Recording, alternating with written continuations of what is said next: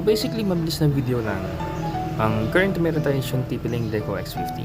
And because of that, eventually nag-isip tayong mag-upgrade. And sabi ko nga dati, ang Wi-Fi 7 medyo bagay pa. Wala namang Wi-Fi 7 device. Wala kang planong umakyat ng 10 Gbps. Mahal ng internet dito sa atin. And then B65 would be fine. Kung gusto mo na malakas pa din. Kasi kung i-compare natin yung BE25, halos parang Deco lang din yun.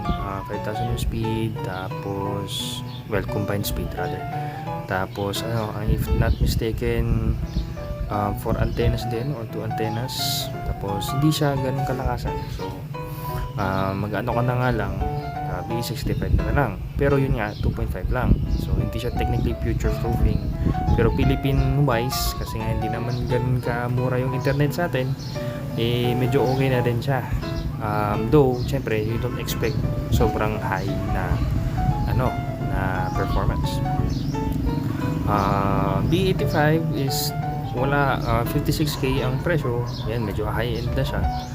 Pero kung maliit lang ang bahay mo, sakto lang bahay mo, kunti lang naman kayo gagamit, less than 12 devices, masyado naman siyang overkill. Pero future proof ka sa 10 Gbps. So ang 65 is mga around 6 devices. I mean, they can go beyond 6 devices or beyond yung sa streams. But yung talagang gusto mong, kung ano yung nakukuha mong internet, yun din yung makukuha mo. Like, kunyari 500 Mbps, 500 Mbps per device, then go with the streams. Pero syempre, mahati pa yun. So, madaming factors actually. Sobrang daming factors. Pero just streams basically shows yung number of device na kayang sabay-sabay. So, yung mga tapos, ano pa ba?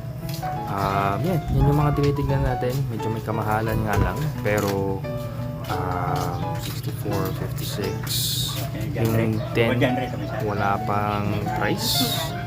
And dahil sa wala pang price yung sa BT10, yun yung inaabang natin. So, medyo ano pa siya. Pero yung, ang tinitignan natin budget, around 56k. So, ipon-ipon muna. Hindi pa naman kailangan. Wala pa naman tayong Wi-Fi 7 na device. Wala pang Wi-Fi 7 na adapter available sa Pilipinas. So, medyo okay pa tayo dito sa X50. Okay pa naman, malakas pa naman. Magti 3 years. Kung hindi ako nagkakamali, 3 years or 2 years pa lang. Pero gawan din natin ng video yan maya-maya. So, ganito na lang muna. Mabilis lang na video regarding sa plano nating upgrade. Okay.